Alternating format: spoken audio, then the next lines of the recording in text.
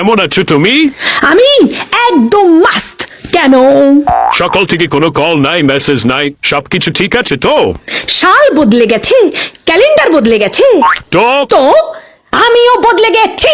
এখন থেকে তোমার ফোন আসবে, তারপরে আমার ফোন যাবে। তুমি আগে মেসেজ করবে আমাকে, তারপরে আমি এখান থেকে মেসেজ করব। তুমি আমার কেয়ার করবে, তারপরে আমি তোমার কেয়ার করব। তুমি আমাকে সময় দিবে, তাহলেই দেবো তোমাকে আমার সময়।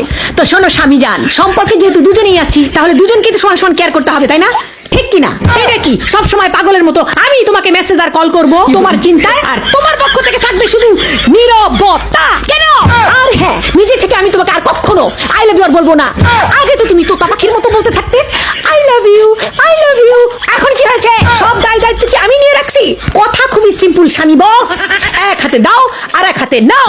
কারণ নতুন বছর থেকে মাগনা মাগনা ভালোবাসা দেওয়ার সেবা বন্ধ করে দিয়েছি আমি।